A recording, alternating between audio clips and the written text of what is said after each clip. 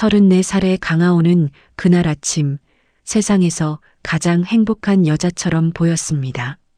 마포구의 작은 아파트 거실에는 첫 번째 생일이라고 적힌 현수막이 걸려 있었고 창문 너머로 들어오는 10월의 햇살이 그 글자 위에 내려앉아 있었죠.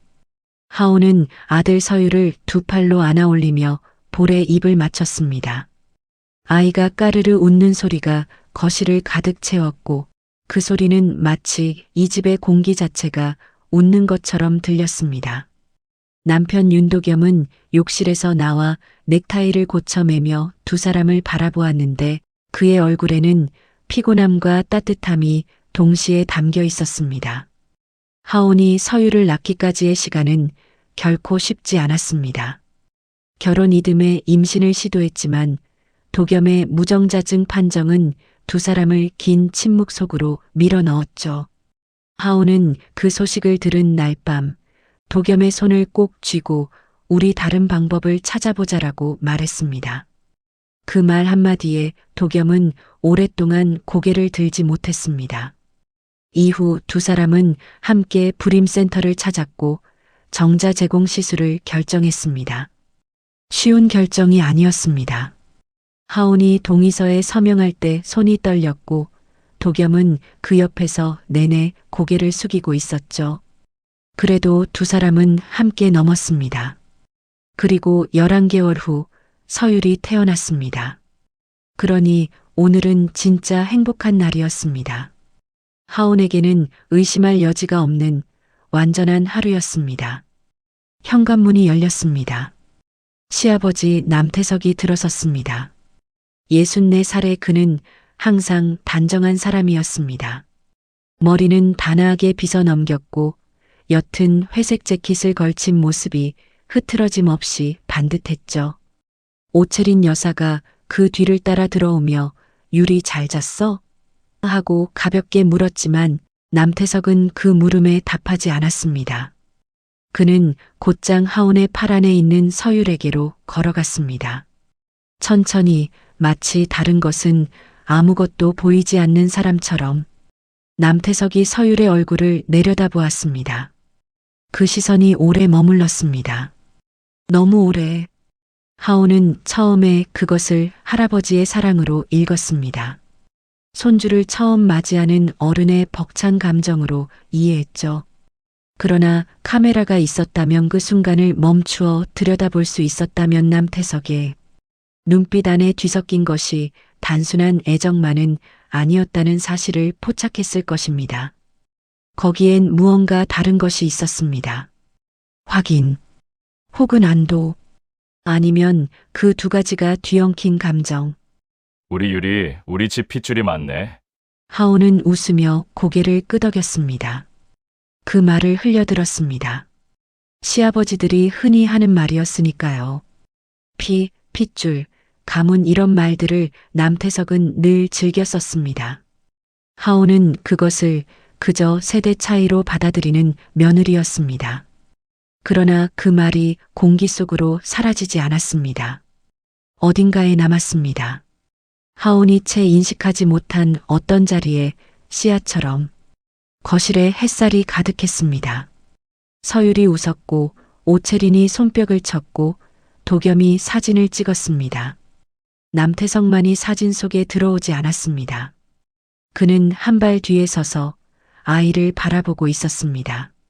그 거리가 공교롭게도 가족이 아닌 관찰자의 거리였습니다.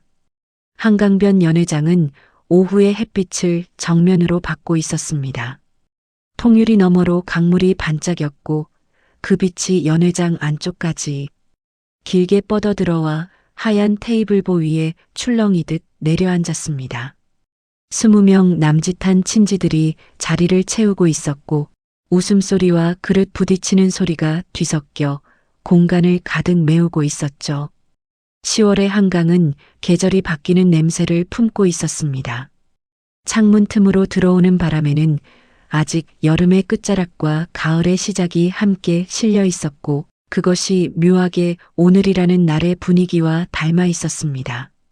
끝과 시작이 동시에 존재하는 날. 돌상 앞에 앉은 서율은 하얀 돌복을 입고 있었습니다. 아이는 낯선 공간과 낯선 사람들의 시선에 잠시 눈을 깜빡이다가 이내 자신 앞에 놓인 물건들에 호기심 어린 손을 뻗었습니다. 실타래, 돈, 연필, 청진기 하온이 나란히 올려둔 것들이었죠. 아이의 손이 잠깐 허공에서 머뭇거리다가 청진기 위에 내려앉았습니다. 그 순간 연회장의 환호성이 터졌고 누군가는 손뼉을 쳤으며 누군가는 의사 된다, 의사 하고 소리쳤습니다. 하온은 도겸의 손을 꼭 쥐었습니다. 눈물이 차올랐지만 참았습니다. 웃으면서 참는 눈물이었습니다. 그때 정다혜가 하온의 팔꿈치를 살짝 건드렸습니다. 정다혜는 하온의 대학 동창이자 가장 오래된 친구였습니다. 산부인과에서 10년째 일하는 간호사였고 직업 특성상 남들이 그냥 지나치는 것을 유독 예민하게 포착하는 눈을 가진 사람이었죠. 그녀가 턱짓으로 가리킨 방향을 하온이 따라보았습니다. 연회장 한쪽 구석, 남태석이 홀로 서 있었습니다. 주변 사람들과 섞이지 않은 채 아이에게서 눈을 떼지 못하고 있었습니다. 그리고 그의 뺨에는 눈물이 흐르고 있었습니다. 소리 없이 닦지도 않고 그냥 흘렀습니다. 저 어르신, 돌잔치에서 왜 저렇게 울어? 좀 이상하지 않아? 하온은 잠깐 남태석을 바라보다가 고개를 돌렸습니다. 감동받으신 거지. 뭐 손주 돌잔치잖아. 그 말은 틀리지 않았습니다. 손주를 보며 우는 할아버지는 흔한 일이었으니까요. 하온은 그렇게 납득했고 시선을 서율에게로 돌렸습니다. 그러나 정다혜의 말은 웃음 속에 녹아 사라지지 않았습니다. 하온이 인식하지 못하는 사이 그 짧은 한마디가 그녀의 머릿속 어딘가에 조용히 걸려 있었습니다. 빠지지 않는 모처럼 남태석은 그날 내내 사진 찍는 자리에 들어오지 않았습니다. 여보, 이리 와서 같이 찍어요. 됐어. 너희끼리 찍어. 사진 속에 자신이 남는 것을 원하지 않는 사람처럼, 아니면 이 자리에서 자신이 차지해야 할 위치를 스스로도 알지 못하는 사람처럼 그는 끝까지 한 발 뒤에 서 있었고 끝까지 아이만 바라보았습니다. 그 눈빛은 뜨거웠지만 뜨거운 것이 반드시 따뜻한 것은 아닙니다. 연회장을 나서는 길, 하온은 서유를 안고 도겸과 나란히 걸었습니다. 늦가을 한강바람이 세 사람의 얼굴을 스치고 지나갔습니다. 완벽한 하루였습니다. 흠잡을 곳 없는 하루. 그러나 완벽한 것들은 때로 그 매끄러운 표면 아래에 균열을 숨기고 있습니다. 하온은 아직 그것을 몰랐습니다. 다만 집으로 돌아가는 차 안에서 이유를 알 수 없는 피로감이 뒤늦게 몰려왔습니다. 행복한 날의 끝에 찾아오는 피로와는 조금 다른 종류의 것이었죠. 마치 무언가를 오래 참고 있었던 사람처럼. 돌잔치가 막바지에 접어든 오후, 연회장 안은 여전히 웅성거렸습니다. 접시를 치우는 소리, 아이들이 뛰어다니는 발소리, 어른들이 작별 인사를 나누는 목소리들이 뒤섞여 공간을 가득 채우고 있었죠. 하온은 서유를 도겸에게 맡기고 화장실을 향해 복도로 나섰습니다. 연회장 문이 닫히자 소음이 한층 잦아들었고 복도는 갑자기 조용해졌습니다. 카펫이 깔린 긴 복도였습니다. 양쪽으로 간접 조명이 은은하게 켜져 있었고 그 빛이 복도 끝까지 나지막하게 이어졌습니다. 연회장의 열기와는 다른 온도가 거기 있었습니다. 조금 서늘하고 조금 고요한. 하온이 복도 중간쯤 걷고 있을 때였습니다. 저 끝에서 낮고 긴장된 목소리가 들려왔습니다. 처음엔 그냥 지나쳤습니다. 누군가 통화 중이겠거니 했죠. 그러나 목소리가 귀에 걸렸습니다. 익숙한 목소리였기 때문입니다. 하온이 걸음을 늦추었습니다. 남태석이었습니다. 그는 복도 끝 창가에 등을 돌리고 서서 전화기를 귀에 붙이고 있었습니다. 목소리는 낮았지만 복도의 고요함이 그 소리를 하온에게까지 또렷이 전달해 주었습니다. 그쪽에서 절대 기록 남기면 안 된다고 했잖아요. 네, 그 병원 맞습니다. 제가 직접. 하온의 발이 멈추었습니다. 심장이 한 박자 늦게 뛰었습니다. 그 병원, 그 두 글자가 공기 중에 떠 있었습니다. 하온은 자신이 왜 멈추었는지 그 순간엔 설명할 수 없었습니다. 그냥 멈추어졌습니다. 몸이 먼저 반응했죠. 발소리를 죽인 채 서 있는데 남태석이 인기척을 느꼈는지 천천히 몸을 돌렸습니다. 두 사람의 눈이 마주쳤습니다. 0.3초의 정지. 그 짧은 순간 동안 남태석의 눈빛 안에서 무언가가 스쳐 지나갔습니다.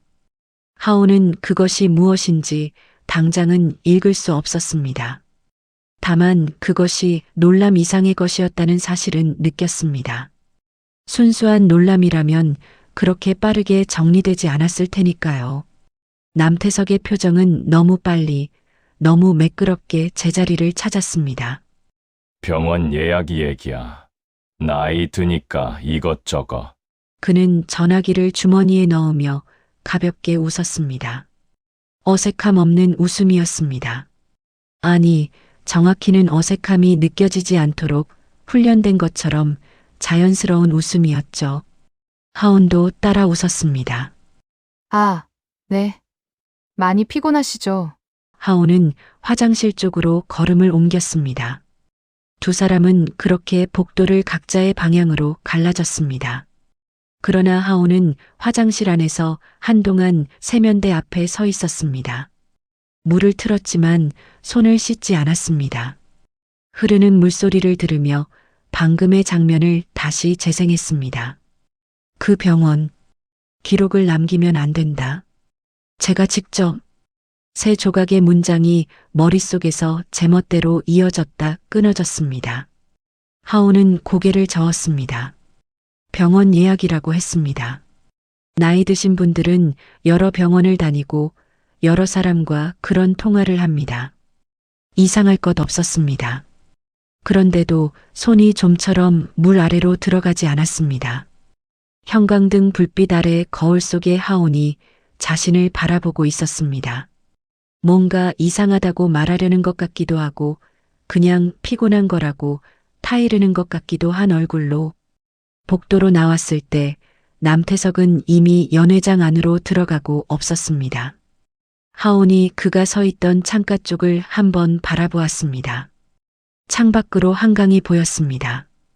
강물은 아무 일도 없다는 듯 조용히 흘렀습니다. 하온은 시선을 거두고 연회장 문을 열었습니다. 안에서 웃음소리가 터져 나왔습니다. 서율이 또 무언가 재미있는 짓을 한 모양이었습니다. 하온도 웃으며 안으로 들어갔습니다. 복도에서의 일은 웃음 속에 묻혔습니다. 집으로 돌아온 것은 저녁 9시가 넘어서였습니다. 서율은 차 안에서 이미 잠들었고 도겸이 아이를 조심스럽게 안아 방에 눕혔습니다. 하온은 거실 소파에 앉아 돌잔치에서 가져온 답례품 상자들을 정리했습니다. 손은 움직이고 있었지만 머릿속은 다른 곳에 있었습니다. 복도에서 들은 목소리가 자꾸 귀 언저리를 맴돌았습니다. 그 병원, 기록을 남기면 안 된다. 하온은 상자 하나를 내려놓으며 고개를 저었습니다. 그냥 넘어가려 했습니다. 오늘은 행복한 날이었으니까요. 이런 날에 의심을 끌어들이고 싶지 않았습니다. 도겸이 거실로 나와 소파에 기대며 말했습니다. 피곤하다고, 먼저 자겠다고. 하온이 고개를 끄덕였고 도겸은 안방으로 들어갔습니다. 불이 꺼졌습니다. 아파트가 조용해졌습니다. 서율의 방에서 아이의 고른 숨소리가 들려왔습니다. 하온은 한동안 그 소리를 듣다가 자리에서 일어났습니다. 안방 서랍장 아래 칸을 열었습니다. 거기엔 두꺼운 파일 하나가 꽂혀 있었습니다. 서율을 임신하기까지의 과정을 담은 서류들이었습니다. 하오는 그것을 꺼내 식탁 위에 올려놓았습니다. 파일을 열었습니다. 서류들이 순서대로 정리되어 있었습니다. 초음파 사진, 시술 동의서, 병원 영수증, 그리고 정자 제공 확인서. 하온의 손가락이 그 위를 천천히 넘겼습니다. 낯설지 않은 서류들이었습니다. 몇 번이고 들여다본 것들이었으니까요. 서유를 처음 안았던 날 밤에도 꺼내보았고 100일 때도 한번 꺼내본 적이 있었습니다. 그때마다 이 서류들은 그냥 과거의 기록이었습니다. 힘들었던 시간의 흔적. 그것으로 충분했습니다. 그런데 오늘은 달랐습니다. 하온의 눈이 병원 이름 위에서 멈추었습니다. 하람 여성의원 생식의학센터. 5글자가 갑자기 낯설게 보였습니다. 아니, 낯선 것이 아니라 낮에 들은 목소리와 겹쳐졌습니다. 그 병원. 하온이 천천히 심호흡을 했습니다. 우연일 수 있었습니다. 남태석의 나이라면 여러 병원을 다닐 것이고 하람 여성의원은 강남에서 꽤 유명한 곳이었습니다. 산부인과와 내과를 함께 운영한다는 것도 알고 있었습니다. 이상할 이유가 없었습니다. 그러나 손이 핸드폰을 들었습니다. 검색창을 열었습니다. 하람 여성의원 생식의학센터라고 입력했습니다. 커서가 검색 버튼 위에서 멈추었습니다. 1초, 2초. 하온은 핸드폰 화면을 끄고 식탁 위에 내려놓았습니다. 서류 파일을 닫았습니다. 서율의 방에서 여전히 아이의 숨소리가 들렸습니다. 작고 고르고 평화로운 소리였습니다. 하온은 그 소리를 들으며 눈을 감았습니다. 지금 이 순간 그것만으로 충분했습니다. 알고 싶지 않았습니다. 아직은. 그러나 식탁 위에 엎어놓은 핸드폰 화면이 혼자 켜졌다가 꺼졌습니다. 알림이었습니다. 하온은 보지 않았습니다. 불을 끄고 안방으로 들어갔습니다. 어두운 방에서 도겸의 숨소리가 들렸습니다. 깊이 잠든 사람의 숨이었습니다. 하온은 그 옆에 조용히 누웠습니다. 천장을 바라보았습니다. 눈이 감기지 않았습니다. 자정이 지나도록 하온은 그렇게 눈을 뜬 채 누워 있었습니다. 어두운 천장 위로 하람 여성의원이라는 5글자가 지워지지 않고 떠 있었습니다. 사흘 후 하온은 정다혜에게 연락했습니다. 별다른 이유를 대지 않았습니다. 그냥 보고 싶다고 커피 한잔 하자고 했습니다. 정다혜는 두말 없이 알겠다고 했죠. 오랜 친구 사이엔 설명이 필요 없는 연락이 있습니다. 목소리만 들어도 문자 몇 글자만 봐도 상대가 지금 어떤 상태인지 아는 사이. 두 사람이 딱 그런 사이였습니다. 정다혜는 하온의 짧은 문자에서 무언가를 읽었을 것입니다. 그냥 커피가 아니라는 것을. 두 사람이 만난 곳은 홍대 근처의 조용한 카페였습니다.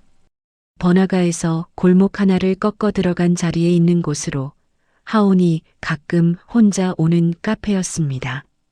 유리창이 넓어서 바깥이 잘 보이고 안쪽은 칸막이로 나뉘어 있어서 조용히 이야기하기 좋았습니다. 오후 2시의 카페는 한산했습니다. 창가 자리에 앉은 두 사람 외에는 노트북을 펼쳐놓은 젊은 남자 하나, 그리고 창 쪽 구석에서 책을 읽는 중년 여성 하나가 전부였습니다.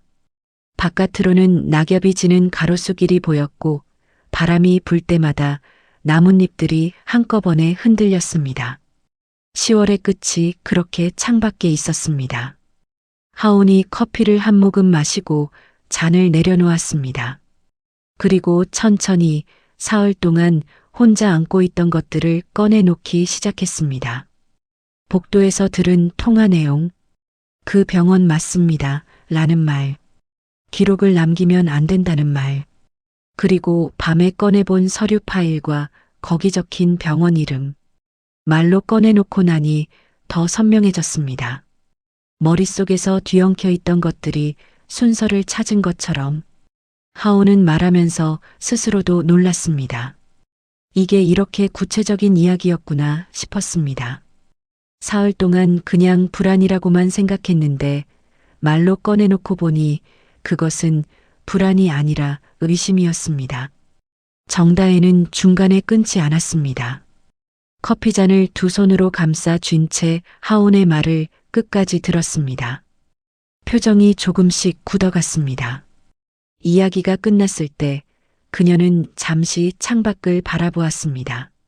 낙엽이 또 한 차례 흔들렸습니다. 정다혜가 천천히 커피잔을 내려놓았습니다. 정자 제공자 정보는 기본적으로 익명이야.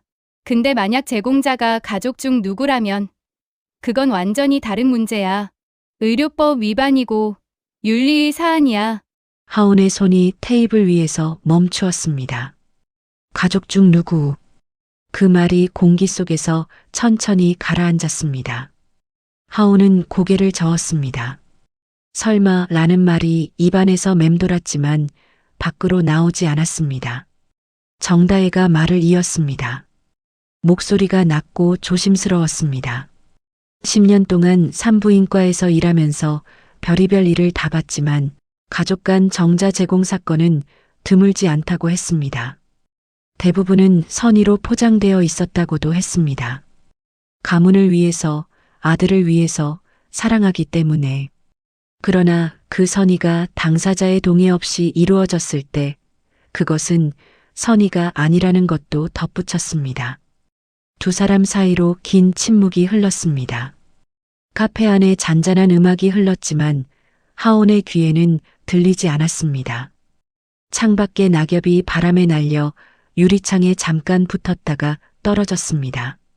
하온은 그것을 멍하니 바라보았습니다. 어딘가에서 빗방울이 유리를 두드리기 시작했습니다. 처음엔 한두 방울이었다가 이내 여러 줄기가 되었습니다. 10월에 비는 소리 없이 내리다가 갑자기 쏟아지는 법이었습니다. 설마 그럴 리가. 아버님이 왜? 정다혜가 하온의 손 위에 자신의 손을 얹었습니다. 차갑고 가는 손이었습니다. 그리고 조용히 말했습니다. 하온아, 왜를 알면 어떻게도 알게 돼. 하온은 그 말을 듣고 눈을 감았습니다. 빗소리가 점점 커졌습니다. 카페 안은 따뜻했지만 하온의 몸 어딘가가 차가워지고 있었습니다. 손끝부터 시작된 그 냉기가 천천히, 아주 천천히 안쪽으로 번지고 있었습니다. 비가 그친 다음 날 하온은 시댁으로 향했습니다. 핑계는 미리 만들어 두었습니다. 돌잔치 때 서율 여벌 옷을 두고 왔다고, 잠깐 들르겠다고 시어머니 오채린에게 문자를 보냈습니다. 어머, 그랬어? 난 오전에 운동 가는데 들어오면 알아서 챙겨가. 남태석도 오전엔 바깥에 나가는 날이었습니다. 하온은 그것을 알고 있었습니다. 매주 화요일 오전 시아버지는 지인들과 바둑을 두러 나갔습니다. 10년 가까이 변하지 않은 루틴이었죠. 하온이 그 날짜를 고른 것은 의식적이었는지 무의식적이었는지 그녀 자신도 확신할 수 없었습니다. 다만 몸이 그날을 골랐습니다. 시댁은 마포에서 버스로 2정거장 거리에 있는 낡은 빌라였습니다. 남태석이 30년 넘게 살아온 집이었습니다. 현관을 열고 들어서자 오래된 집 특유의 냄새가 났습니다. 나무 가구의 냄새, 오래 배인 음식 냄새, 그리고 시간의 냄새. 하온은 그 냄새를 맡을 때마다 이 집이 오래된 것들을 쉽게 버리지 않는 집이라는 느낌을 받았습니다. 가구도 물건도 그리고 어쩌면 신념도. 서율의 여벌 옷은 현관 옆 수납장에 있었습니다. 하온은 그것을 챙겨 가방에 넣었습니다. 그리고 멈추었습니다. 복도 끝에 서재문이 보였습니다. 항상 반쯤 닫혀있는 문이었습니다. 하온은 그 문을 바라보며 잠깐 서 있었습니다. 심장이 조금 빠르게 뛰었습니다. 이유 없이 들어가는 것이었습니다. 아무것도 없을 수 있었습니다. 아무것도 없어야 정상이었습니다. 그래도 발이 그쪽으로 향했습니다. 서재 문을 밀었습니다. 삐걱 하는 소리가 났습니다. 안은 조용했습니다. 햇빛이 블라인드 사이로 가늘게 들어와 먼지 입자들을 환하게 비추고 있었습니다. 책상, 의자, 그리고 벽을 가득 채운 책장. 남태석의 서재는 언제나 정돈되어 있었습니다. 모든 것이 제자리에 있는 방이었습니다. 하오는 책장 앞에 섰습니다. 시선이 자연스럽게 책 제목들을 훑었습니다. 족보 관련 서적, 가문의 역사를 기록한 자료집, 그리고 그 사이에 꽂힌 낡고 두툼한 수첩 하나. 수첩은 다른 책들과 달리 제목이 없었습니다. 표지가 닳고 색이 바랬습니다. 오래 손에 쥐었던 물건의 질감이었습니다. 하온의 손이 그것을 향해 뻗었습니다. 무언가에 이끌리듯 꺼내 들었습니다. 첫 장을 펼쳤습니다. 빼곡한 글씨였습니다. 남태석의 필체였습니다. 하온은 그 글씨체를 알았습니다. 명절마다 봉투에 이름을 써주던 손, 서율의 돌잔치 방명록에 축하글을 남기던 손, 그 손이 쓴 글씨들이 페이지를 가득 채우고 있었습니다. 하온의 눈이 천천히 문장들을 따라갔습니다.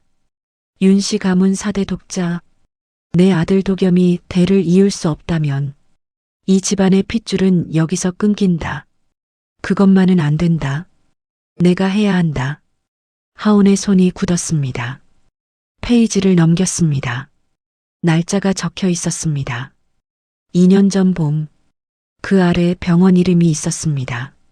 하람 여성의원, 절차에 대한 메모, 익명 처리 방법에 대한 메모, 그리고 마지막 줄에 짧게 적힌 한 문장. 며느리는 몰라도 된다.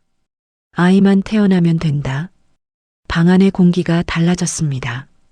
하온은 그것을 온몸으로 느꼈습니다. 숨이 얕아졌습니다. 손끝이 차가워졌습니다. 수첩을 쥔 손이 떨리기 시작했습니다.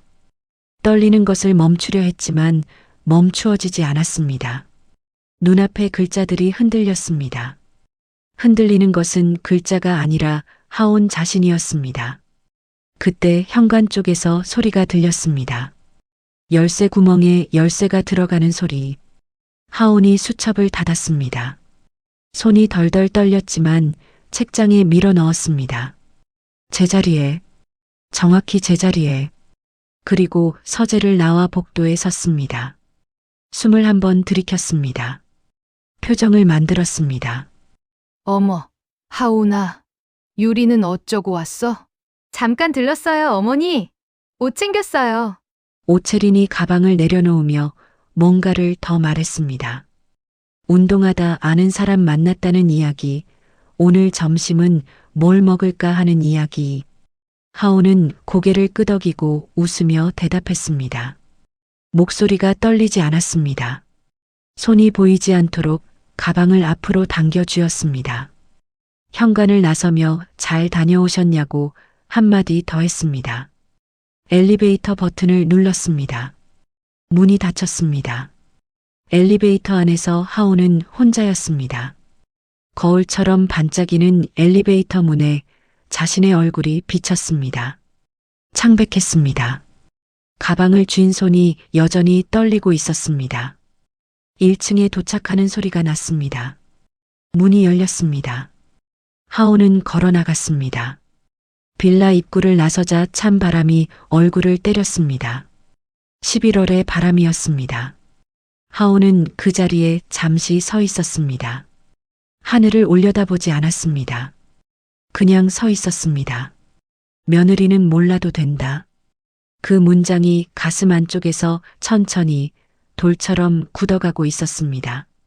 그날 저녁 하온은 서유를 어린이집에 맡기고 혼자 병원에 다녀왔습니다.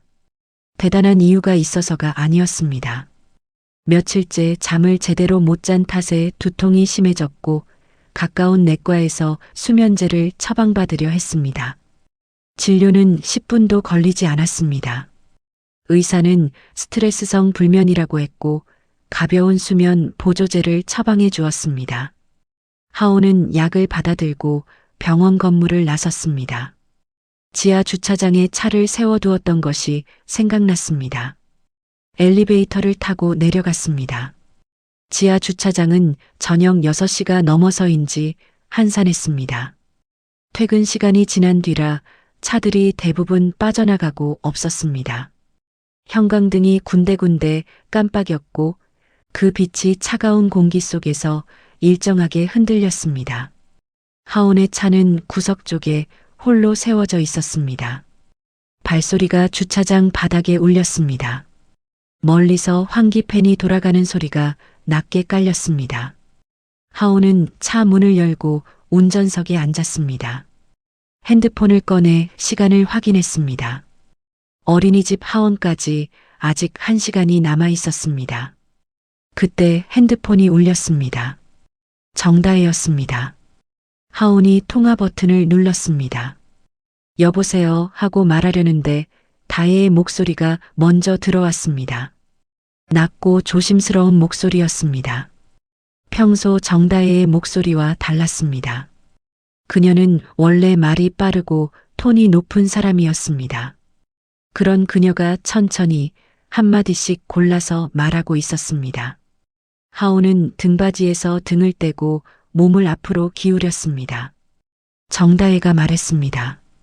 카페에서 헤어진 뒤 며칠을 고민했다고, 아는 사람에게 조심스럽게 물어보았다고, 공식 루트가 아니기 때문에 증거로는 쓸 수 없지만 확인한 사실이 있다고.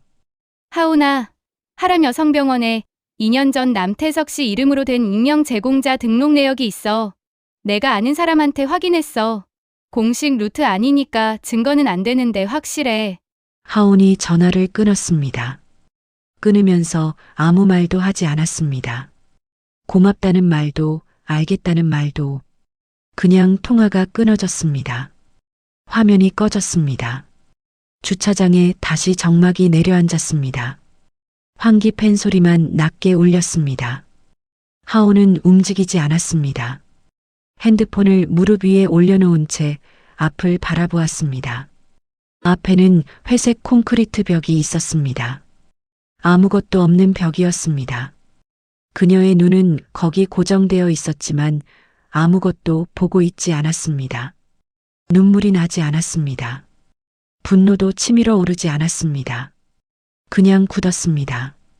몸 전체가, 마음 전체가 어느 순간 일시 정지된 것처럼 숨은 쉬고 있었습니다. 그것만 확인할 수 있었습니다. 조수석에는 서율의 카시트가 있었습니다. 하온의 시선이 천천히 그쪽으로 움직였습니다. 밝은 민트색 카시트였습니다. 서율이 타고 있지 않아 텅 비어 있었지만 아이가 남긴 흔적들이 거기 있었습니다. 안전벨트 고리에 걸린 작은 딸랑이 장난감, 쿠션에 남은 아이의 체온 같은 것. 하온은 그것을 바라보았습니다. 오래, 아주 오래. 서율은 아무것도 모릅니다. 이 세상에 나오기까지 어떤 일이 있었는지, 자신의 존재가 어떤 비밀 위에 놓여 있는지. 아이는 그냥 매일 웃고 먹고 자랍니다. 그 순수함이 지금 이 순간 하온을 가장 깊은 곳에서 흔들었습니다. 분노보다 더 깊은 자리였습니다. 슬픔보다 더 조용한 자리였습니다. 아이는 죄가 없었습니다. 하온은 그것만 생각했습니다. 그것만 붙들었습니다. 주차장 입구 쪽에서 차 한 대가 들어오는 소리가 났습니다. 헤드라이트 불빛이 잠깐 하온의 차 안을 스쳐 지나갔습니다. 하온은 눈을 깜빡였습니다. 시계를 보았습니다. 하원 시간이 다가오고 있었습니다. 그녀는 핸드폰을 가방에 넣었습니다. 시동을 걸었습니다. 백미러를 조정했습니다. 평소와 다를 것 없는 동작들이었습니다. 그러나 백미러 속에 비친 하온의 얼굴은 아침과 달랐습니다. 무언가가 바뀌어 있었습니다. 무너진 것이 아니었습니다. 오히려 그 반대였습니다. 어떤 결이 생긴 얼굴이었습니다. 돌처럼 단단하게 굳어가는 것의 얼굴이었습니다. 차가 주차장을 빠져나왔습니다. 바깥은 완전히 어두워져 있었습니다. 가로등 불빛이 젖은 도로 위에 길게 늘어졌습니다. 하오는 어린이집으로 향하는 길을 달렸습니다. 서유를 데리러 가는 길이었습니다. 언제나 그랬듯이 어린이집에서 서유를 데려온 하오는 평소와 다름없이 저녁을 준비했습니다. 냉장고를 열고 재료를 꺼냈습니다. 된장찌개와 계란말이, 그리고 도겸이 좋아하는 시금치나물이었습니다. 손이 움직이는 동안 머릿속은 조용했습니다. 이상하리만큼 조용했습니다. 폭풍 전에 고요라는 말이 있습니다. 하온이 지금 그 안에 있었습니다. 도마 위에서 칼이 규칙적으로 움직였습니다. 서율은 거실에서 블록을 쌓다가 무너뜨리기를 반복하며 혼자 까르르 웃었습니다. 그 웃음소리가 주방까지 들려왔습니다. 하온은 그 소리를 들으며 팔을 썰었습니다. 손이 흔들리지 않았습니다. 도겸이 퇴근한 것은 저녁 7시가 조금 넘어서였습니다. 도겸이 아이를 번쩍 안아 올리는 소리, 웃음소리가 차례로 들렸습니다. 하온은 냄비를 저으며 등을 보인 채 있었습니다. 평소와 같은 저녁이었습니다. 도겸이 아이를 내려놓고 주방으로 들어와 하온의 어깨를 한번 두드렸습니다. 오늘 힘들었냐고 물었습니다. 하온이 아니라고 했습니다. 괜찮다고 했습니다. 두 사람 사이에 다른 말은 없었습니다. 저녁 식사는 조용했습니다. 서율이 식탁 의자에 앉아 숟가락을 두드리며 혼자 소란을 피웠고 도겸이 그것을 달래며 밥을 먹였습니다. 하온은 자신의 그릇에 숟가락을 넣었다 빼기를 반복했습니다. 많이 먹지 못했습니다. 도겸은 그것을 눈치채지 못했습니다. 아니면 눈치채고도 묻지 않았습니다. 두 가지 중 어느 쪽인지 하온은 오늘따라 구분하고 싶었습니다. 서유를 재운 것은 하온이었습니다. 아이의 등을 토닥이며 자장가를 흥얼거렸습니다. 서율이 눈을 깜빡이다가 감았습니다. 하온은 아이의 얼굴을 한동안 내려다보았습니다. 이마, 코, 입술, 작고 동그란 귀, 이 얼굴을 만드는데 무엇이 쓰였는지, 누구의 어떤 결정이 이 존재를 가능하게 했는지. 하온은 그 생각을 멈추려 했지만 멈추어지지 않았습니다. 아이의 숨소리가 고르게 들렸습니다. 완전히 잠든 소리였습니다. 하온이 조용히 방을 나왔습니다. 주방에 다시 들어섰을 때 도겸이 식탁에 앉아 핸드폰을 보고 있었습니다. 하온이 냄비를 설거지하며 등을 보인 채 섰습니다. 수도꼭지를 틀었습니다. 물소리가 났습니다. 그 소리 아래서 하온이 입을 열었습니다. 아무렇지 않은 목소리였습니다. 너무 아무렇지 않아서 오히려 조심스러울 만큼. 도겸 씨, 혹시 아버님이 그 병원에 대해 뭔가 말한 적 있어요? 수도꼭지에서 물이 흘렀습니다. 냄비가 물을 받았습니다. 그 소리만 있었습니다. 하온은 등을 보인 채 기다렸습니다. 0.5초였습니다. 하온이 뒤를 돌아보지 않아서 도겸의 얼굴을 보지 못했지만 그 0.5초의 침묵이 얼굴보다 더 많은 것을 말했습니다. 숟가락이 그릇 위에서 멈추는 소리가 들렸습니다. 아주 작은 소리였지만 하온의 귀에는 선명하게 들렸습니다. 갑자기 왜? 하온이 수도꼭지를 잠갔습니다. 천천히 몸을 돌렸습니다. 도겸을 바라보았습니다. 눈을 마주쳤습니다. 그의 표정은 자연스러웠습니다. 완벽하게 자연스러웠습니다. 그러나 하온은 알았습니다. 이 남자와 11년을 살았습니다. 이 남자가 거짓말을 할 때 눈이 아니라 손이 먼저 반응한다는 것을 알았습니다. 핸드폰을 쥔 도겸의 손이 화면을 한번 뒤집었습니다. 아주 자연스러운 동작이었습니다. 그러나 화면을 뒤집을 이유가 없었습니다. 그냥 궁금해서. 도겸이 웃었습니다. 별거 아니라는 듯이 화제를 돌렸습니다. 서율이 요즘 말이 늘었다는 이야기를 꺼냈습니다. 하온도 웃으며 맞장구를 쳤습니다. 두 사람은 그 뒤로 10분쯤 더 이야기했습니다. 평범한 저녁의 평범한 대화였습니다. 하온이 물컵을 들었습니다. 한 모금 마셨습니다. 천천히 내려놓았습니다. 손이 떨리지 않았습니다. 오히려 고요했습니다. 완전히 그 고요함이 무서운 종류의 것이었습니다. 도겸은 아직 몰랐습니다. 아내가 지금 자신에게 정보를 묻고 있는 것이 아니라는 사실을. 이것은 질문이 아니었습니다. 확인이었습니다.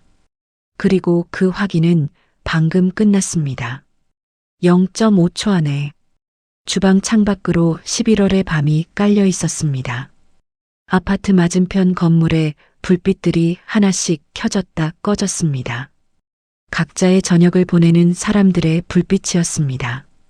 하온은 그것을 바라보다가 설거지를 마저 했습니다. 그릇을 닦았습니다. 행주로 식탁을 닦았습니다. 모든 것을 제자리에 돌려놓았습니다. 그리고 안방으로 들어갔습니다. 불을 껐습니다. 어두워졌습니다. 도겸의 숨소리가 들렸습니다. 하온은 천장을 바라보며 누웠습니다. 눈이 감기지 않았습니다. 오늘 밤도 잠은 오지 않을 것이었습니다. 그 주 목요일 오후 하온은 다시 시댁으로 향했습니다. 이번엔 핑계가 없었습니다. 오채린에게 따로 연락하지 않았습니다. 남태석이 목요일 오후에는 집에 있다는 것을 알고 있었습니다. 오채린은 매주 목요일 오후에 복지관 봉사를 나갔습니다. 10년째 빠지지 않는 일정이었죠. 하온은 그것을 알고 이날을 골랐습니다. 버스를 타고 가는 동안 창밖을 바라보았습니다. 11월의 거리는 낙엽이 거의 다 진 자리였습니다. 앙상해진 가로수들이 줄지어 서 있었고 바람이 불 때마다 마른 잎 몇 장이 도로 위를 구르다 멈추었습니다. 하온은 그것을 보면서도 보지 않았습니다. 머릿속에서는 이미 이 만남의 시작을 수십 번 되풀이하고 있었습니다. 시댁 현관 앞에 섰을 때 하온의 심장이 빠르게 뛰었습니다. 초인종을 누르기 전에 잠깐 멈추었습니다. 한번 눈을 감았다가 떴습니다. 숨을 고르게 내쉬었습니다. 그리고 눌렀습니다. 잠시 후 발소리가 들렸습니다. 문이 열렸습니다. 남태석이었습니다. 그는 하온을 보고 잠깐 눈을 깜빡였습니다. 예상하지 못한 방문이었습니다. 그러나 그것도 잠시였습니다. 곧 평소의 표정으로 돌아왔습니다. 엄마는 봉사 나갔는데 그가 말했습니다. 하온이 알고 있다고 했습니다. 아버님이랑 잠깐 이야기가 하고 싶어서 왔다고 했습니다. 남태석이 잠시 하온의 얼굴을 보았습니다. 무언가를 읽으려는 것 같기도 했고 무언가를 지우려는 것 같기도 했습니다. 그리고 문을 열었습니다. 들어오라는 뜻이었습니다. 거실은 조용했습니다. 오후의 햇살이 거실 창으로 비스듬히 들어와 소파 등받이 위에 걸쳐 있었습니다. 남태석이 먼저 소파에 앉으며 차를 내오겠다고 했습니다. 하온이 괜찮다고 했지만 그는 이미 주방으로 가고 있었습니다. 하온은 소파 맞은편 의자에 앉았습니다. 가방을 무릎 위에 올려놓았습니다. 두 손을 그 위에 가지런히 얹었습니다. 주방에서 물 끓는 소리가 났습니다. 찻잔이 부딪히는 소리가 났습니다. 하온은 그 소리들을 들으며 거실을 천천히 둘러보았습니다. 벽에는 가족 사진이 걸려 있었습니다. 도겸의 어린 시절 사진, 결혼식 사진, 그리고 서율이 태어난 뒤 찍은 사진. 하온도 그 안에 있었습니다. 환하게 웃고 있는 하온이. 남태석이 찻잔 2개를 들고 돌아왔습니다. 하온 앞에 하나를 내려놓고 맞은편 소파에 앉았습니다. 차 향기가 거실에 퍼졌습니다. 국화차였습니다. 남태석이 먼저 한 모금 마셨습니다. 하온도 찻잔을 들었습니다. 마시지는 않았습니다. 그냥 두 손으로 감쌌습니다. 온기가 손바닥으로 전해졌습니다. 두 사람 사이에 잠시 침묵이 흘렀습니다. 시계 초침 소리가 들렸습니다. 창밖에서 바람이 지나가는 소리가 들렸습니다. 하온이 찻잔을 내려놓았습니다. 천천히 정확하게 남태석의 찻잔과 나란히 놓았습니다. 그리고 고개를 들었습니다. 남태석의 눈을 바라보았습니다. 똑바로 아버님, 하람 여성병원 아세요? 찻잔을 들려던 남태석의 손이 멈추었습니다. 허공에서 0.5초, 그것으로 충분했습니다. 하온은 그 0.5초를 보았습니다. 그가 천천히 찻잔을 내려놓았습니다. 그리고 하온을 바라보았습니다. 두 사람의 눈이 마주쳤습니다. 남태석의 눈빛 안에서 빠르게 무언가가 지나갔습니다. 계산인지 체념인지 아니면 그 두 가지가 뒤엉킨 것인지. 그리고 그는 창밖으로 시선을 돌렸습니다. 그건 왜 묻나? 다 알고 왔어요. 방 안에 침묵이 내려앉았습니다. 시계 초침 소리만 남았습니다. 규칙적으로 멈추지 않고 남태석이 창밖을 한동안 바라보다가 다시 하온에게로 시선을 돌렸습니다. 그의 표정에서 놀람은 없었습니다. 부정도 없었습니다. 그것이 오히려 하온을 흔들었습니다. 이 남자는 언젠가 이 순간이 올 것을 알고 있었습니다. 그리고 그것을 각오하고 있었습니다. 도겸이는 대를 이을 수 없었어. 내가 우리 집안을 지켜야 했다. 하온의 가슴 안쪽에서 무언가가 무너졌습니다. 소리 없이, 그러나 완전히.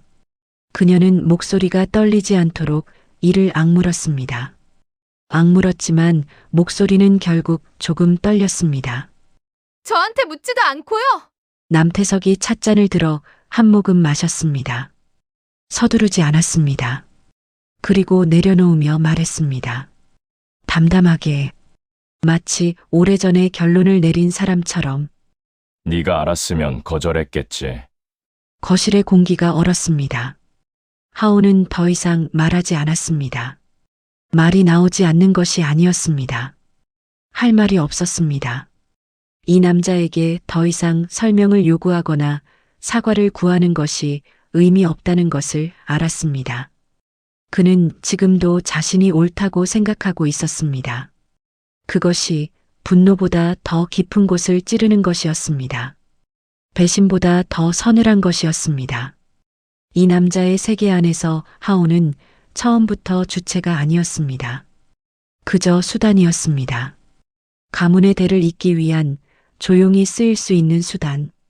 하온이 자리에서 일어났습니다. 가방을 들었습니다. 남태석은 소파에 앉은 채 하온을 올려다보았습니다. 그의 눈빛에 처음으로 무언가가 흔들렸습니다. 후회인지 두려움인지 하온은 읽으려 하지 않았습니다. 더 이상 이 남자의 내면을 이해하려는데 에너지를 쓰고 싶지 않았습니다. 현관으로 걸어갔습니다. 신발을 신었습니다. 문을 열었습니다. 바깥은 차가웠습니다. 11월의 오후 바람이 하온의 얼굴을 정면으로 때렸습니다. 하온은 잠깐 그 자리에 섰습니다. 눈이 빨개지지 않았습니다. 떨리지도 않았습니다.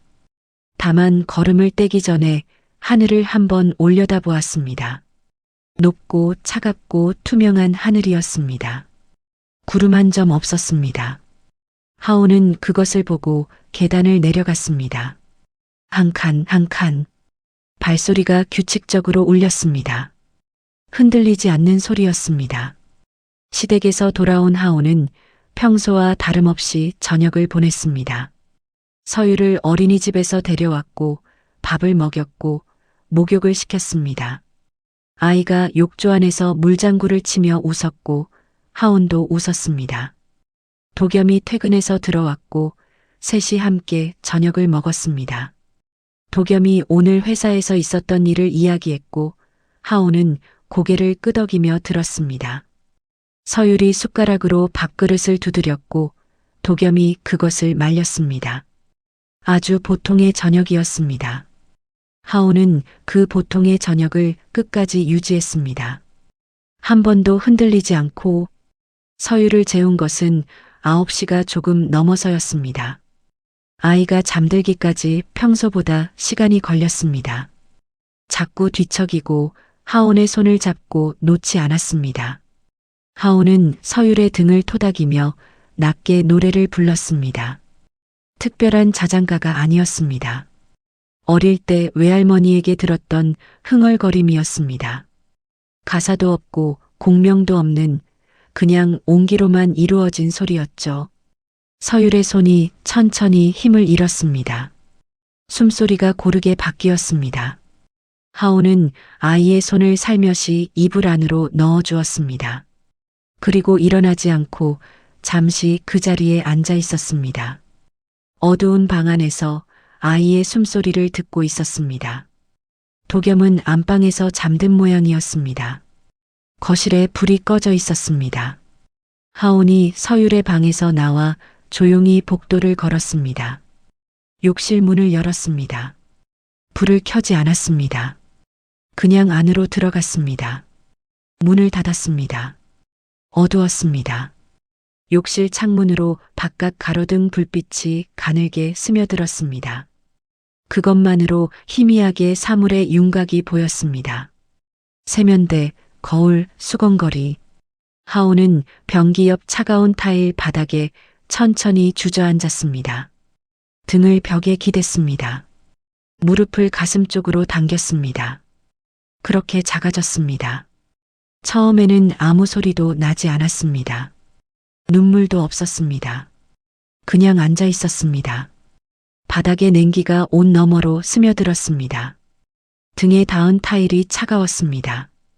하온은 그 차가움을 느끼면서도 일어나지 않았습니다. 오히려 그 냉기가 지금 이 순간 필요한 것 같았습니다. 머릿속이 너무 뜨거웠기 때문이었습니다. 남태석의 목소리가 귀 안에서 다시 재생되었습니다. 네가 알았으면 거절했겠지. 그 말이 지금도 가슴 한가운데를 눌렀습니다. 맞는 말이었습니다. 하온은 거절했을 것입니다. 당연히 거절했을 것입니다. 그런데 그 남자는 그것을 알면서도 알기 때문에 묻지 않았습니다. 그것이 이 모든 것 중에서 가장 잔인한 부분이었습니다. 숨이 가빠졌습니다. 하온이 손으로 입을 막았습니다. 소리가 새어나가지 않도록. 도겸이 들으면 안 되었습니다. 서율이 깨면 안 되었습니다. 그래서 막았습니다. 그런데 막으니까 오히려 더 터져나왔습니다. 흐느낌이었습니다. 소리 없는 흐느낌이었습니다. 어깨가 흔들렸습니다. 눈물이 흘렀습니다. 한 줄기가 뺨을 타고 내려오다가 손등으로 떨어졌습니다. 하온은 닦지 않았습니다. 그냥 흘렸습니다. 오래 참았던 것이 많았기 때문에 오래 걸렸습니다. 어느 순간 서율의 방에서 소리가 들렸습니다. 잠결에 뒤척이는 소리였습니다. 아이가 작게 옹알이했습니다. 잠든 채로 무언가를 중얼거리는 소리였습니다. 하온이 그 소리를 들었습니다. 손으로 입을 막은 채로 귀를 기울였습니다. 아이의 소리는 잠시 이어지다가 다시 고른 숨소리로 가라앉았습니다. 완전히 잠든 소리였습니다. 아무것도 모르는 아이의 소리였습니다. 하온이 천천히 고개를 들었습니다. 욕실 창문으로 들어오는 희미한 불빛이 눈앞에 있었습니다. 눈물로 번진 빛이었습니다. 하온은 손으로 눈물을 닦았습니다. 한 번, 두 번, 세 번. 그러고는 벽에서 등을 떼었습니다. 무릎을 폈습니다. 천천히 일어섰습니다. 세면대 앞에 섰습니다. 수도꼭지를 틀었습니다. 차가운 물이 나왔습니다. 두 손에 물을 받아 얼굴을 씻었습니다. 한 번, 두 번. 물이 차가워서 눈이 시렸습니다. 그래도 멈추지 않았습니다. 다시 한 번 더 씻었습니다. 거울을 보았습니다. 욕실이 어두워서 얼굴이 잘 보이지 않았습니다. 윤곽만 보였습니다. 그래도 하온은 그 윤곽을 바라보았습니다. 오랫동안. 그리고 낮게, 아주 낮게 말했습니다. 자신에게 하는 말인지, 옆방에서 자고 있는 아이에게 하는 말인지 구분되지 않는 목소리로 넌 아무 죄 없어.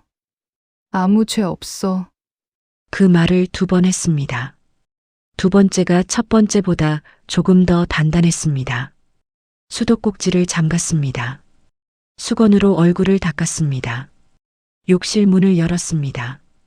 복도로 나왔습니다. 서율의 방 앞에 잠시 멈추었습니다. 문 너머로 아이의 고른 숨소리가 들렸습니다. 하온이 손을 문에 살짝 얹었습니다. 닫힌 문이었습니다. 그러나 그 너머의 온기가 손바닥으로 전해지는 것 같았습니다. 하온은 손을 내렸습니다. 안방으로 걸어갔습니다. 도겸의 숨소리가 들렸습니다. 하온은 그 옆에 누웠습니다. 눈이 감기지 않았습니다. 그러나 아까와는 달랐습니다. 아까는 무너지고 있었고 지금은 무언가를 세우고 있었습니다. 아직 형태가 없었지만 분명히 세워지고 있었습니다. 천장을 바라보는 눈빛이 조금 전과 달랐습니다. 그날 밤 하온은 끝내 잠들지 못했습니다. 눈을 감으면 남태석의 목소리가 들렸습니다. 눈을 뜨면 어두운 천장이 있었습니다. 2가지 사이에서 하온은 몇 번이나 뒤척였습니다. 도겸은 그 옆에서 깊이 잠들어 있었습니다. 고르고 느린 숨소리였습니다. 아무것도 모르는 사람의 숨소리처럼 들렸습니다. 그러나 하온은 알고 있었습니다. 도겸이 아무것도 모르는 것이 아닐 수 있다는 사실을. 주방에서의 그 0.5초가 아직도 가슴 안에 돌처럼 박혀 있었습니다. 의심은 했어. 라는 말이 나오기 전에 먼저 나온 그 침묵이 새벽 2시가 지나고 3시가 지났습니다. 하온은 자려는 노력을 포기했습니다. 눈을 뜬 채 누워 있었습니다. 창문 너머로 새벽의 도시가 조용히 숨을 쉬었습니다. 가끔 차 한 대가 지나가는 소리가 들렸습니다. 멀리서 고양이 우는 소리가 들렸습니다. 그리고 아무 소리도 없는 시간이 길게 이어졌습니다. 하온은 그 침묵 속에서 생각했습니다. 지금 이 남자 옆에 누워서 무엇을 기다리고 있는 것인지, 그가 먼저 말해주기를 기다리는 것인지, 아니면 자신이 먼저 물어야 하는 것인지, 둘 다 두려웠습니다. 그러나 두려움보다 더 큰 것이 있었습니다. 모른 채로 아침을 맞이하는 것, 그것이 더 두려웠습니다. 새벽 4시였습니다. 하온이 천천히 몸을 일으켜 앉았습니다. 이불이 바스락거렸습니다. 도겸이 미세하게 움직였습니다. 하온은 그것을 보았습니다. 잠든 사람이 소리에 반응하는 움직임이 아니었습니다. 하온은 오랫동안 도겸의 옆모습을 바라보았습니다. 어두워서 잘 보이지 않았습니다. 그러나 11년을 함께 잔 사람의 윤곽은 어둠 속에서도 알아볼 수 있었습니다. 이 얼굴을 처음 본 것은 24살 때였습니다. 도서관 열람실에서였습니다. 그때 이 남자는 형광등 아래서 책을 읽고 있었고 하온은 그 옆자리에 앉았습니다. 그 후로 11년이 흘렀습니다. 하온은 그 시간을 생각했습니다. 지금 이 질문을 하기 전에 마지막 순간으로 그 11년을 한번 돌아보았습니다. 그리고 물었습니다. 조용히. 알고 있었어요? 도겸이 움직이지 않았습니다. 숨소리가 달라지지 않았습니다. 그러나 하온은 알았습니다. 잠든 사람의 고요함이 아니었습니다. 감고 있는 눈 안에서 무언가가 움직이고 있었습니다. 그것을 느낄 수 있었습니다. 하온은 기다렸습니다. 재촉하지 않았습니다. 그냥 기다렸습니다. 새벽의 침묵이 2 사람 사이에 길게 늘어졌습니다. 창밖에서 바람이 한번 지나갔습니다. 그리고 도겸이 눈을 떴습니다. 천장을 바라보았습니다. 하온을 보지 않았습니다. 긴 침묵이었습니다. 도겸의 목젖이 움직였습니다. 무언가를 삼키는 동작이었습니다. 하온은 그것을 보았습니다. 그리고 마침내 도겸이 입을 열었습니다. 목소리가 낮았습니다. 잠에서 덜 깬 목소리가 아니었습니다. 오래 묵혀두었다가 꺼내는 목소리였습니다. 의심은 했어. 방 안의 공기가 바뀌었습니다. 하온이 느꼈습니다. 심장이 한 박자 건너뛰었습니다. 의심은 했어. 그 세 글자가 방 안을 가득 채웠습니다. 하온은 잠시 그것을 소화했습니다. 그리고 다시 물었습니다. 목소리가 처음보다 조금 더 낮아졌습니다. 의심만 했어요. 알면서 모른 척한 거잖아요. 도겸이 눈을 감았습니다. 다시 감았습니다.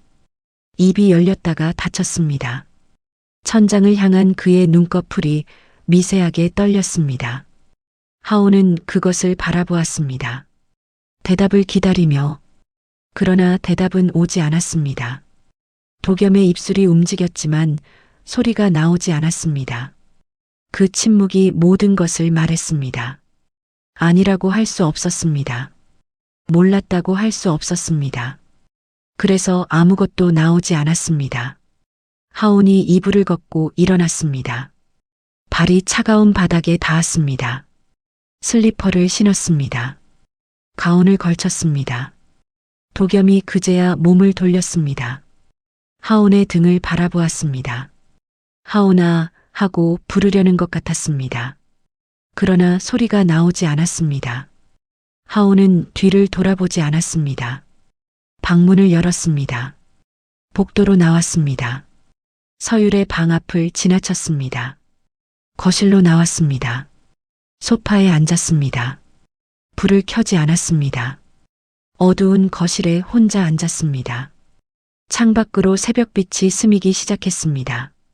아직 해가 뜨지 않은 시간이었습니다. 그러나 완전한 어둠도 아니었습니다. 밤과 아침 사이의 빛이었습니다. 가장 조용하고 가장 차가운 시간의 빛이었습니다. 하온은 그 빛이 창문을 통해 거실 바닥 위에 길게 뻗어오는 것을 바라보았습니다. 움직이지 않았습니다. 울지도 않았습니다. 다만 그 빛 안에 앉아서 이 집이 이제 어디로 가야 하는지를 생각했습니다. 이 가족이, 이 결혼이, 이 아이가 답이 바로 나오지 않았습니다. 그러나 하온은 서두르지 않았습니다. 새벽빛은 천천히 밝아지고 있었고 하온도 천천히 밝아지고 있었습니다. 무너진 것과 세워질 것이 동시에 그녀 안에 있었습니다. 그것으로 지금은 충분했습니다. 사흘이 지났습니다. 그 사흘 동안 하온과 도겸은 같은 집에서 밥을 먹고 같은 아이를 돌보고 같은 침대에 누웠습니다. 그러나 두 사람 사이에는 말이 없었습니다. 필요한 말만 했습니다. 서율이 밥 먹였어요. 기저귀 갈았어요. 내일 어린이집 준비물 있어요. 그런 말들이었습니다. 도겸이 몇 번 하온의 눈을 마주치려 했지만 하온은 시선을 피하지도 주지도 않았습니다. 그냥 다른 곳을 보았습니다. 도겸은 그 시선의 방향을 읽지 못했습니다. 아니면 읽고 싶지 않았습니다. 사흘째 되는 날 아침 하온이 정다혜에게 문자를 보냈습니다. 오늘 시간 돼? 공원 가자. 유리 데리고. 정다혜가 곧바로 답했습니다. 갈게. 몇 시? 두 사람은 오전 10시에 마포 한강공원 입구에서 만났습니다. 11월 중순의 한강공원은 한산했습니다. 단풍이 거의 다 떨어진 자리에 앙상한 가지들만 남아 있었고 강바람이 제법 차가웠습니다. 하온은 서유를 유모차에 태우고 왔습니다. 아이는 두툼한 점퍼를 입고 유모차 안에서 두리번거렸습니다. 낯선 바깥 공기가 신기한지 연신 고개를 돌렸습니다. 두 사람은 강변을 따라 걸었습니다. 처음에는 말이 없었습니다. 유모차 바퀴가 산책로 위에서 규칙적으로 굴렀습니다. 강물이 햇빛을 받아 잔잔하게 반짝였습니다. 겨울이 오기 직전의 한강은 이런 색이었습니다. 낮고 투명하고 조금 서늘한 색. 하온은 그 색을 바라보며 걸었습니다. 정다혜는 옆에서 보조를 맞추었습니다. 재촉하지 않았습니다. 이 친구가 말할 준비가 되었을 때 말할 것을 알았습니다. 공원 중간쯤에 빈 벤치가 있었습니다. 두 사람이 나란히 앉았습니다. 유모차를 앞에 세웠습니다. 서율이 유모차 안에서 작은 손을 허공에 뻗었다가 내렸습니다. 햇빛이 아이의 뺨 위에 내려앉았습니다. 하온이 그것을 보았습니다. 한동안 말없이 바라보았습니다. 그리고 입을 열었습니다. 천천히 그러나 막힘없이 남태석과 나눈 대화를 이야기했습니다. 도겸이 의심을 했다고 시인한 것도 이야기했습니다. 욕실 바닥에 앉아 울었던 것도 이야기했습니다. 새벽 4시에 혼자 거실에 앉아 있었던 것도. 정다혜는 중간에 끊지 않았습니다. 손을 무릎 위에 올려놓고 강물을 바라보며 들었습니다. 하온의 말이 끝났습니다. 강바람이 한번 지나갔습니다. 유모차 위에 달린 작은 장난감이 바람에 흔들렸습니다. 정다혜가 천천히 고개를 돌려 하온을 바라보았습니다. 어떻게 할 거야? 짧은 질문이었습니다. 그러나 그 안에 모든 것이 들어 있었습니다. 남태석을 어떻게 할 것인지, 도겸을 어떻게 할 것인지, 이 가정을 어떻게 할 것인지, 서유를 어떻게 지킬 것인지. 하온이 잠시 강물을 바라보았습니다. 강물은 대답하지 않았습니다. 그냥 흘렀습니다. 하온이 입을 열었습니다. 싸울 거야. 근데 유리한테 상처 안 가게. 정다혜가 하온을 바라보았습니다. 눈빛 안에 무언가가 고였습니다. 안도인지 걱정인지 알 수 없는 것이었습니다. 그녀가 다시 물었습니다. 방법이 있어? 하온이 정다혜를 바라보았습니다. 그리고 말했습니다. 만들어 봐야지.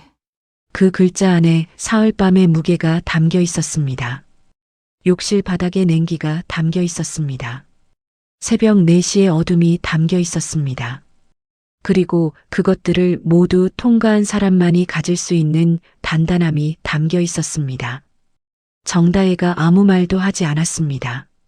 할 말이 없는 것이 아니었습니다. 이 친구에게 지금 필요한 것이 말이 아니라는 것을 알았습니다. 하온이 자리에서 일어났습니다. 유모차 손잡이를 잡았습니다. 발걸음을 내디뎠습니다. 흔들리지 않았습니다. 처음으로 진짜로 흔들리지 않았습니다. 유모차가 산책로 위에서 굴렀습니다. 규칙적이고 단단한 소리였습니다. 정다혜가 그 옆에 나란히 섰습니다. 두 사람이 함께 걸었습니다. 강물은 여전히 흘렀습니다. 서율이 유모차 안에서 바람을 맞으며 까르르 웃었습니다. 그 웃음소리가 강바람 위에 실려 퍼졌습니다. 높고 맑고 아무것도 모르는 소리였습니다. 하온이 그 소리를 들으며 앞을 바라보았습니다.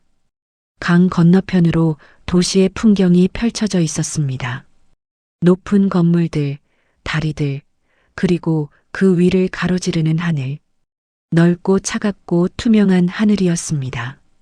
하온은 그 하늘 아래서 걸었습니다. 한 발, 그리고 또 한 발. 방향을 알고 있는 사람의 걸음이었습니다. 공원에서 돌아온 다음 날부터 하온은 움직이기 시작했습니다. 감정으로 움직이지 않았습니다. 계획으로 움직였습니다. 먼저 노트를 꺼냈습니다. 하얀 노트였습니다. 서율의 육아 일지를 쓰던 노트 옆에 새 노트를 펼쳤습니다. 그리고 지금까지 알게 된 것들을 순서대로 적었습니다. 날짜, 장소, 들은 것, 본 것, 확인된 것, 확인되지 않은 것. 글씨가 흔들리지 않았습니다. 쓰는 동안 눈물이 나지 않았습니다. 하온은 지금 슬퍼할 시간이 없다는 것을 알고 있었습니다. 슬픔은 이미 욕실 바닥에서 다 쏟았습니다. 지금은 다른 것이 필요했습니다. 정다혜에게 전화를 걸었습니다. 한 가지만 물었습니다. 의료법 위반 신고는 어디에 하는지. 정다혜가 잠깐 침묵하다가 대답했습니다. 보건복지부 민원 포털, 그리고 의료윤리위원회라고 했습니다. 공식 루트로 가려면 기록이 필요하다고 했습니다. 하온이 알겠다고 했습니다. 전화를 끊고 인터넷 검색을 시작했습니다. 의료법 제17조 생명윤리 및 안전에 관한 법률, 정자 제공 관련 규정, 법 조문들이 화면을 가득 채웠습니다. 어려운 말들이었지만 하온은 천천히 읽었습니다. 모르는 단어가 나오면 다시 검색했습니다. 서율이 낮잠을 자는 2시간 동안 하온은 그렇게 공부했습니다. 사흘 후 하온은 법률사무소를 찾았습니다. 강남에 있는 곳이 아니었습니다. 마포 근처의 작고 조용한 사무소였습니다. 가정법 전문이라는 문구가 유리문에 붙어 있었습니다. 담당 변호사는 40대 초반의 여성이었습니다. 이름은 한수진이었습니다. 짧은 머리에 안경을 쓴 차분한 인상이었습니다. 하온이 자리에 앉았습니다. 가방에서 노트를 꺼냈습니다. 그리고 처음부터 이야기했습니다. 남편의 무정자증, 불임센터 시술, 시아버지의 수상한 행동, 복도에서 들은 통화, 서재에서 발견한 수첩, 그리고 정다혜가 확인한 내용까지. 한수진 변호사는 중간에 끊지 않았습니다. 메모를 했습니다. 하온의 말이 끝나자 안경을 고쳤으며 천천히 입을 열었습니다. 이게 사실이라면 의료법 위반과 함께 동의 없는 신체 침해에 해당합니다. 민사와 형사 양쪽으로 접근이 가능해요. 하온이 고개를 끄덕였습니다. 심장이 빠르게 뛰었지만 표정은 고요했습니다. 변호사가 말을 이었습니다. 증거가 필요하다고 했습니다. 수첩은 직접 증거가 되기 어렵고 정다혜의 확인은 공식 루트가 아니기 때문에 재판에서 쓰기 힘들다고 했습니다. 가장 확실한 것은 병원 기록이라고 했습니다. 하람 여성의원에 공식 기록 열람을 요청하는 것이 첫 번째 단계라고 했습니다. 하온이 물었습니다. 병원이 거부하면 어떻게 되느냐고. 변호사가 답했습니다. 거부 자체가 의심을 키운다고, 그리고 법원을 통해 강제 열람을 신청할 수 있다고. 사무소를 나온 것은 2시간 후였습니다. 하온은 엘리베이터를 타고 내려오면서 핸드폰을 꺼냈습니다. 보건복지부 민원 포털 주소를 검색했습니다. 화면을 저장했습니다. 의료윤리위원회 연락처도 저장했습니다. 엘리베이터 문이 열렸습니다. 건물 밖으로 나왔습니다. 11월의 햇살이 낮게 깔려 있었습니다. 겨울이 오기 직전의 햇살이었습니다. 따뜻하지 않았지만 선명했습니다. 그 주 목요일 오후 하온은 의료윤리위원회를 방문했습니다. 신고서 양식을 받아서 작성했습니다. 손이 조금 떨렸습니다. 이름, 날짜, 사건 경위 한 칸씩 채웠습니다.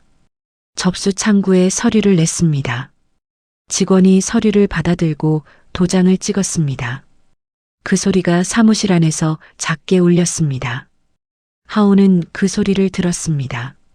작은 소리였지만 그 안에 무게가 있었습니다. 돌이킬 수 없는 것이 시작되는 소리였습니다.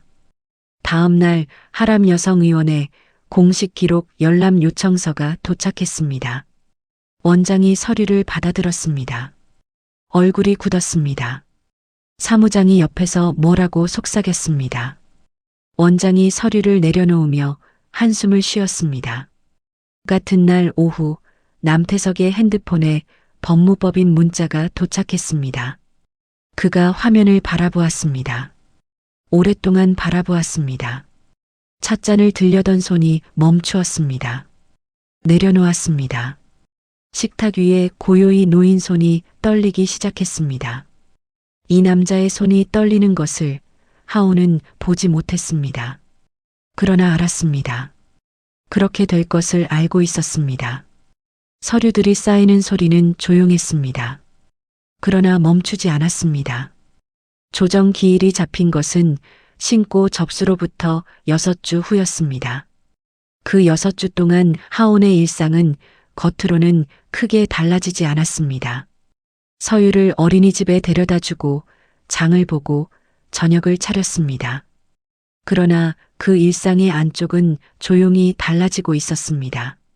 한수진 변호사와 3번 더 만났습니다. 하람 여성 의원이 기록 열람을 처음에는 거부했지만 법원 강제 열람 신청서가 접수되자 사흘 만에 입장을 바꾸었습니다. 기록이 나왔습니다. 2년 전 봄 남태석의 이름으로 등록된 익명 제공자 내역이 공식 문서로 확인되었습니다. 하온이 그 서류를 받아들었을 때 손이 떨리지 않았습니다. 이미 알고 있었던 사실이었습니다. 그러나 문서로 확인되는 것은 달랐습니다. 알고 있다는 것과 증명된다는 것은 다른 무게를 가졌습니다. 도겸과의 관계는 그 6주 동안 조금씩 변했습니다. 어느 날 밤 도겸이 먼저 말을 꺼냈습니다. 미안하다고 했습니다. 더 일찍 말했어야 했다고 했습니다. 의심이 확신이 될까봐 무서웠다고 했습니다. 하온은 그 말을 들으며 도겸의 얼굴을 바라보았습니다. 거짓말이 아니었습니다. 그러나 그것이 용서가 되는지는 아직 알 수 없었습니다. 하온은 지금 당장 그것을 결정할 필요가 없다고 생각했습니다. 두 사람은 그 밤 이후로 가끔 이야기를 나누었습니다. 많지 않았습니다. 그러나 침묵보다는 나았습니다. 조정 당일 아침 하온은 일찍 일어났습니다. 서유를 도겸에게 맡겼습니다.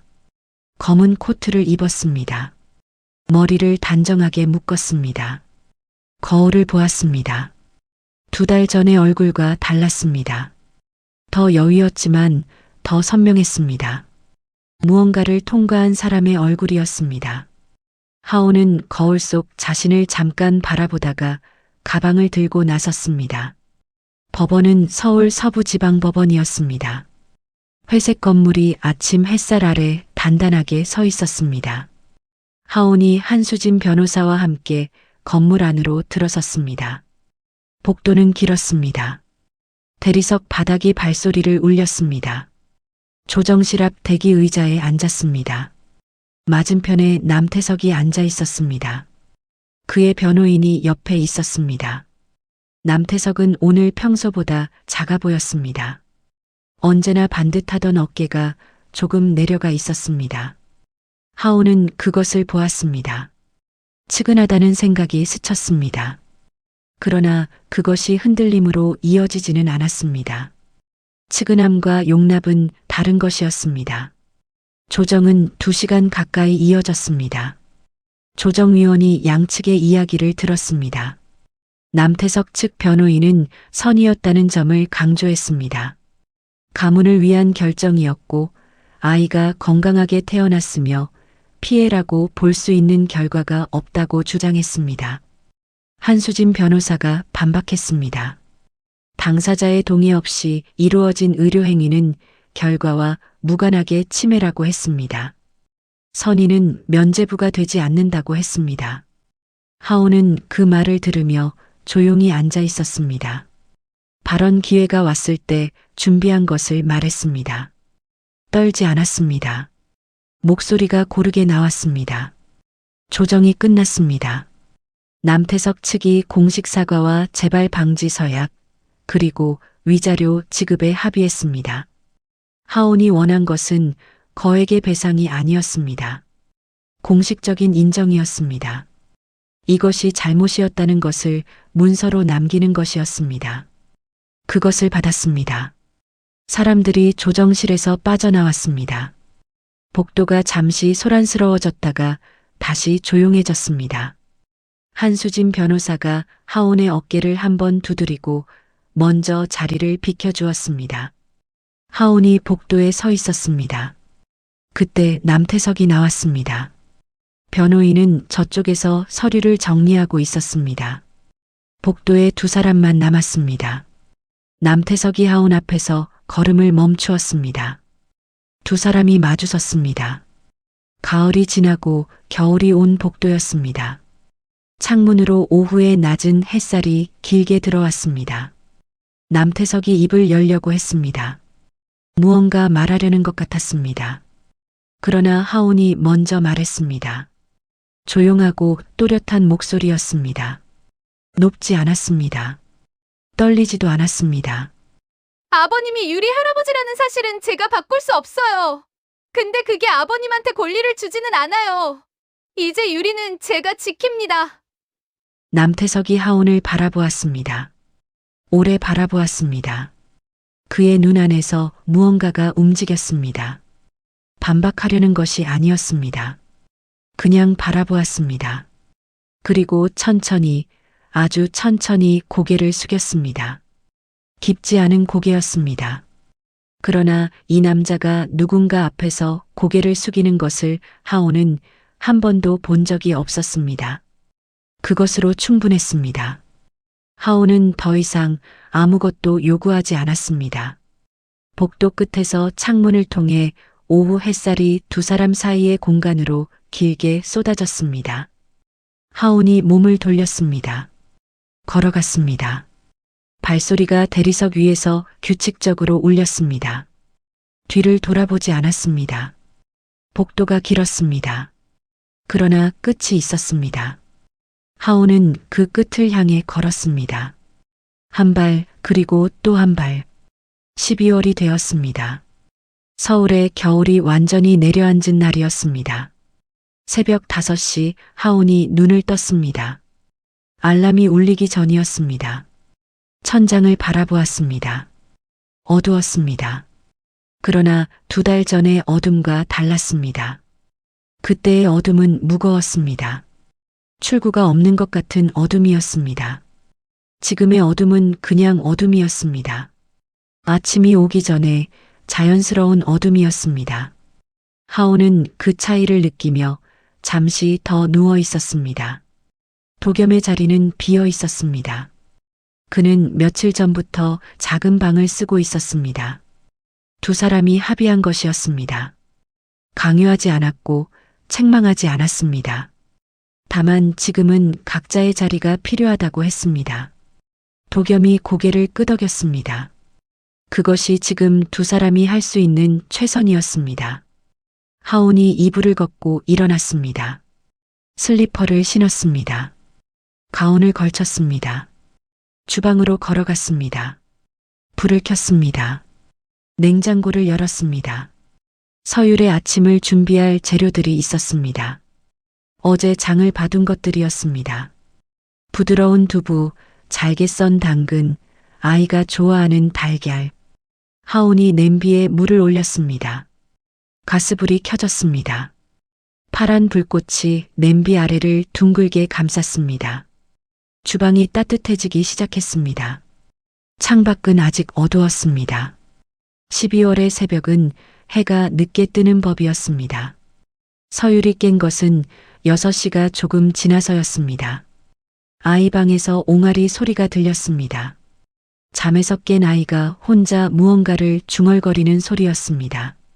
하온이 주걱을 내려놓고 아이 방으로 걸어갔습니다. 문을 열었습니다. 서율이 침대 난간을 붙잡고 서 있었습니다. 최근 들어 혼자 일어서는 연습을 하는 중이었습니다. 아이가 하온을 보자 환하게 웃었습니다. 이가 내게 난 웃음이었습니다. 하온이 아이를 안아 올렸습니다. 서율이 하온의 목을 두 팔로 감았습니다. 작고 보드라운 팔이었습니다. 하온이 눈을 감았습니다. 잠깐이었습니다. 그러나 그 잠깐 안에 많은 것이 있었습니다. 주방으로 돌아와 서율을 유아용 의자에 앉혔습니다. 아이 앞에 이유식 그릇을 놓았습니다. 부드럽게 갈린 두부와 당근이 담긴 그릇이었습니다. 하온이 숟가락을 들어 한 스푼 떠서 아이 입 앞에 가져갔습니다. 서율이 입을 벌렸다가 고개를 돌렸습니다. 먹기 싫다는 표현이었습니다. 하온이 웃으며 다시 시도했습니다. 이번에도 고개를 돌렸습니다. 그러다가 아이가 숟가락을 향해 손을 뻗었습니다. 잡으려는 것이었습니다. 하온이 숟가락을 아이 손에 쥐어주었습니다.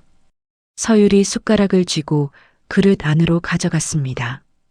삐뚤었습니다. 내용물이 절반쯤 흘렀습니다. 그래도 입으로 가져갔습니다. 들어간 것보다 흘린 것이 많았습니다. 그래도 놓지 않았습니다. 다시 그릇으로 숟가락을 가져갔습니다.